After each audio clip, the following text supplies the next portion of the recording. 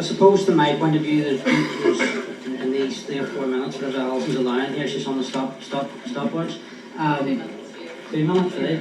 Well, I'll divide this up into 2 parts, and the first bit I'll address is the overarching narrative in relation to legacy. And why I say that is because it's a key tenet of the publicanism strategy, and that is to leave out the past to justify the actions of the IRA.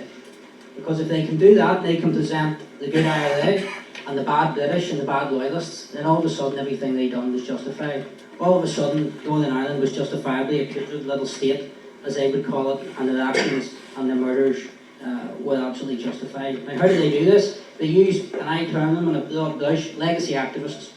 And these legacy activists, they at times use surrogates in the media, at times they use legacy lawyers, and people who pursue the state and loyalists relentlessly. And within that legacy narrative, loyalism has become an underclass, and that in my mind is not acceptable. And I know Alison touched on it at the start, but if you have a look, and somebody go and do this, it'll be interesting. If you have Alison's chaired a number of panels in West Belfast, in which Sinn Féin members and IRA members have been on the panel, and if you go and look at Alison's Twitter account, whenever she chairs them panels, it's the best thing since sliced bread. But come to Loyalist East Belfast, and all of a sudden, it's World War III, it's terrible, why are you going to speak to them people? And that can be dismissed as the usual, good Republicans, bad loyalists, but it's actually more than that. It goes to the very heart of the publicanism strategy, because loyalists aren't part of that. We're not meant to be here, and we'll go back to what was said way at the start. The government will deal with the IRA, and the Chief Constable, the police, will deal with loyalists, and that is how the demonisation and criminalisation has taken hold. And on that point, before we move on, to just address a couple of quick points in the bill. Take the recent film in relation to the Glenanne gang. How many films have you seen made about Le Mans, about Enniskillen, about the Shankill? You haven't. And yet we have a film made, it's the second one, and I hope we'll get to talk about the Lough Island movie later, but the Glenanne gang film is directed by the son of the IRA's Northern Commander, Sean Murray. Within that, we have a man who has an OTR letter for killing a child, and the whole film is based on the testimony of a man called John Weir, who was an RUC officer who was convicted of murder. And why that film fascinates me so much is that the RUC were so bad, and the IRA were so good, and they were bloodthirsty killers.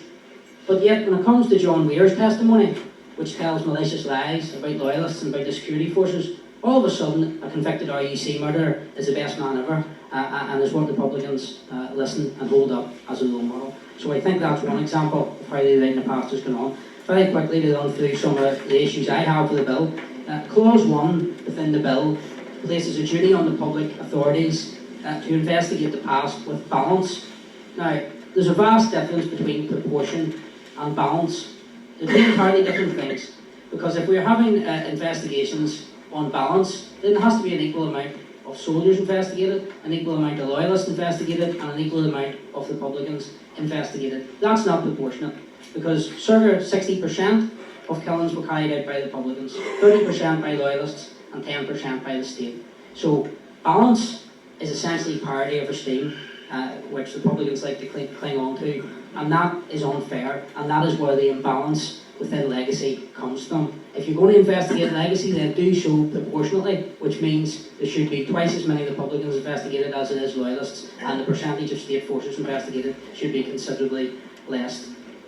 There's also a parallel system, in that we have a criminal justice system and a truth recovery system. Now, I'm amazed that it took people to read the explanatory notes to see paragraph 155, but anybody that was going to give information to this truth recovery body, it's very clear within section 45, subsection 4 of the bill.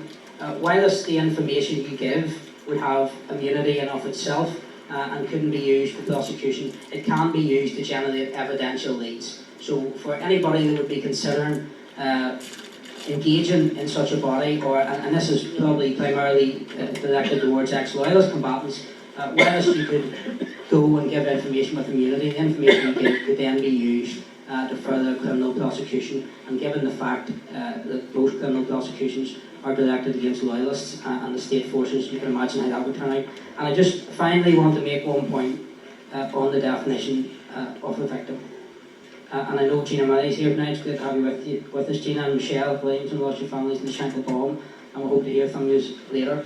And I hope you don't mind me making this point, but under the current definition of a victim and what the Northern Ireland office are trying to propose, Sean Kelly, the man that planted the Shankill bomb, is deemed to be every bit as much a victim as Gina Murray and Michelle Williamson, who lost family in the Shankill bomb.